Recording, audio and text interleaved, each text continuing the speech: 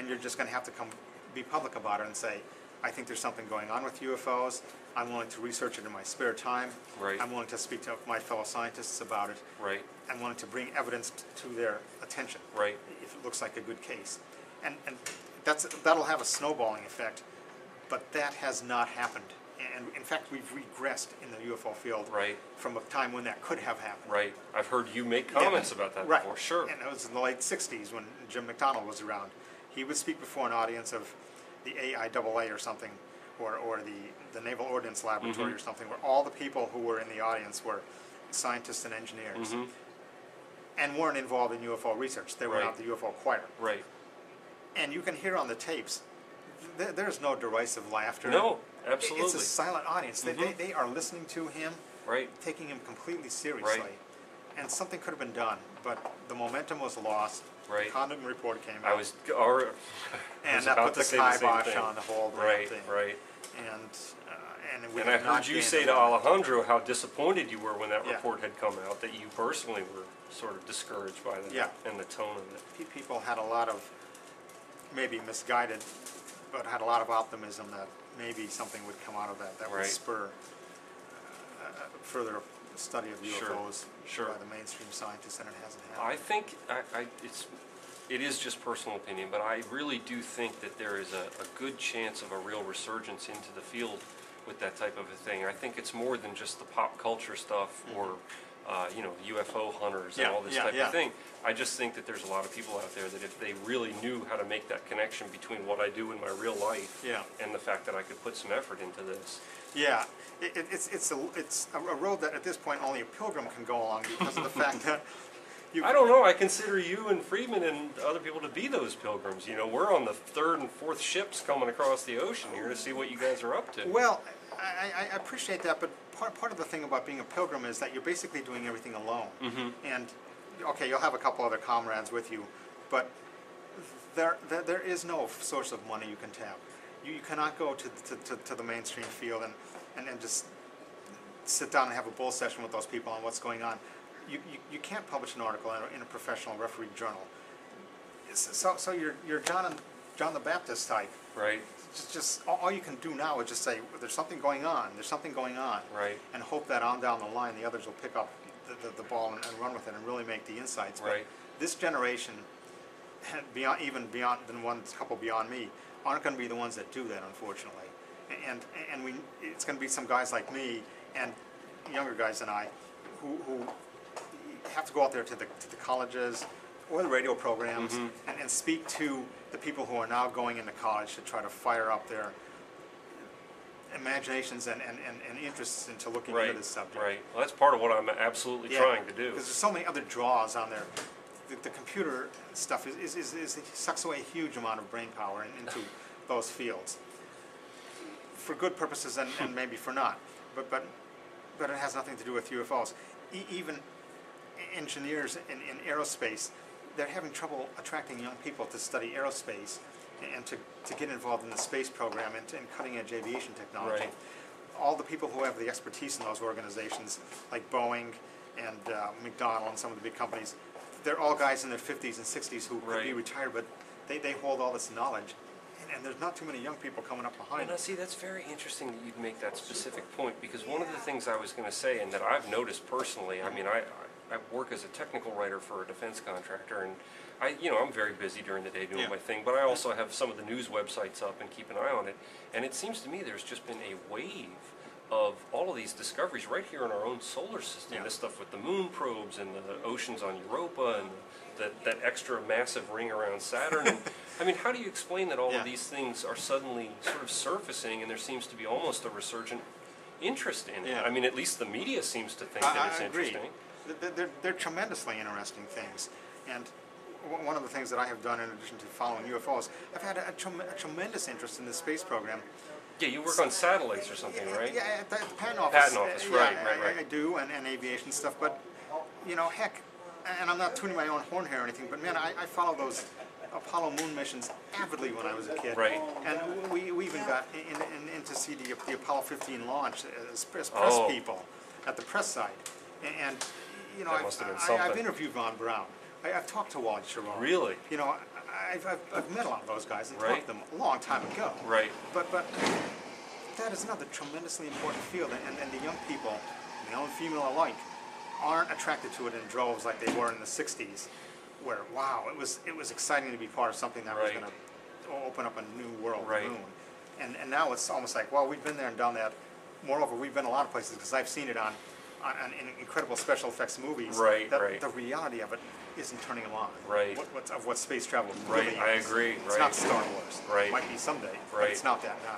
Everybody's just kind of sitting there. It almost seems, at least some people are sitting there waiting for the the big 3 mile wide saucer to Right, appear. right, and right, exactly. Independence Day to happen. Right, and Yeah. it ain't happening. Like, wow, Constellation spacecraft, the Orion, wow, Right. 3 guys are going up, or 6 guys are going up in a capsule again, or whatever it is. Right.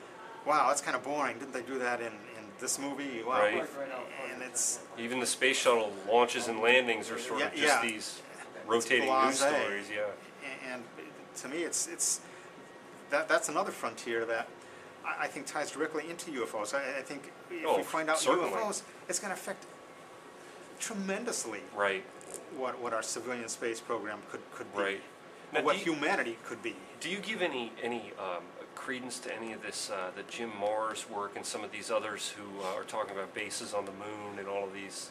No, I don't. I don't give any credence whatsoever to Right. that. To be frank with you, because I find it a little hard to believe, Yeah. but I try to keep an open mind and hear what they have to say. you have to just think about it a little bit. Look at and you would know this, the tremendous infrastructure that was required to get 3 guys to the moon. Yes. And at the end of the Apollo missions, it was estimated that it was costing something like $400 million for one Apollo mission. So Apollo 16 might have cost $400 million. Thousands of people had to be deployed during the mission Yes. to get those guys there and back. Right. And just imagine putting a base on the moon. The number of people, the industry involved to make the equipment Right. would be tremendous. I can't even envision a way. Even just ferrying the materials up and all of these types of things. Sure. Or making it on the moon, you can't hide that. Right. You can't hide something that might have crashed at Roswell. Right. You can quickly contain that. You can't hide a moon base. Right. Right. You got to use chemical rockets to get up to that thing at this point, unless you go out into the whale blue and say, oh, they've got anti-gravity that they discovered from Roswell. So they Right. don't. Okay, I would concede the point then that maybe we do have a base on the moon if you're gonna go off and someone says that. I can't disprove that. Right. It's unfalsifiable. Right. But if you just stick to what we know about rocketry and astronautics and making spacecraft, it requires a lot of people for a long time. Sure. To get even just a little capability. Right. Right. We're lucky just to be able to get some probes up there. and Yeah, we're lucky, exactly. Crash. Look at the effort just to make the space station. Sure. And how many years that's been going on. Right. So I don't think that at all. Right. I'm sorry, I got a little bit No, off track here. that's a very good point. And that's what I wish those people who are otherwise smart people would just use a little. They'd sort of lose it there. I wish they'd become more analytical. Right. Right. Use their common sense.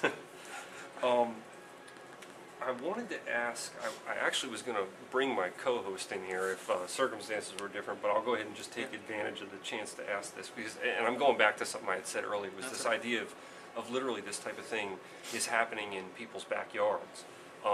One thing, I went to the trouble to get a transcript of this, of something that you had said to Alejandro in that. I hope I said it accurately. Okay. Well, I won't read it verbatim, but the basic idea was that you had used to live in Arlington, that you lived in an apartment building on Eade Street, and you were kind of going with this almost a Drake's equation math formula of the demographics of abductees, and the idea that almost certainly, just based on the numbers, there had to be some abductees that lived in these buildings, and yet we're not getting reports of these UFOs hovering over buildings or people seeing them out in the neighborhood and all of this type of thing. Where do you think people could make progress on this? I mean, I know that the AMP project and some of these other things that you guys have done has made maybe a little bit of headway, but there has to be a way to pull this together a little bit better for a couple of different reasons. One, the national security implications are off the charts, no matter how you look at that. And two, I think that whether people have experienced it or just know somebody who's experienced it, again, the personal threat there, if it were anything terrestrial, people have been breaking into houses in the neighborhood. People would muster, that's crowds to go out and patrol this, and yet, in this case, it seems like They nothing occurs. Well, it may very well be that when all is said and done, nothing occurs, and there really isn't a phenomenon there, in the physical sense. I guess I do feel that there is one. It may be a little rarer than a lot of people think, but I guess having thought a little bit about this, that maybe the only way we're going to make some insight into the abduction conundrum is sort of to revise the way we go about investigating things. And I'm not so sure, and by that I mean that I'm not so sure that a suite of instruments and the traditional scientific approach of putting a team there, putting the instruments there, stationing guys there is going to do it. Right. And Mark Roddiger, who is director of the Center for UFO Studies, and I have spoken about this a lot. And another guy has brought this up too, independently of me, so this is not my original thought, of course. But it becomes as much an intelligence problem as it becomes a scientific problem.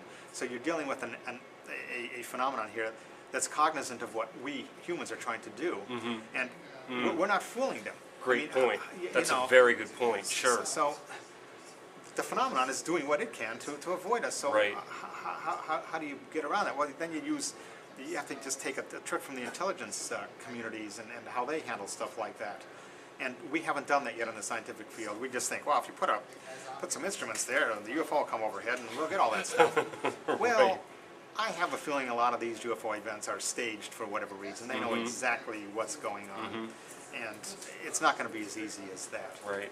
And it might even be something that, again, the pilgrim might get some more insights into this, a solitary individual than a group of individuals, maybe. And Right. it's just a hypothesis and out of the blue thinking.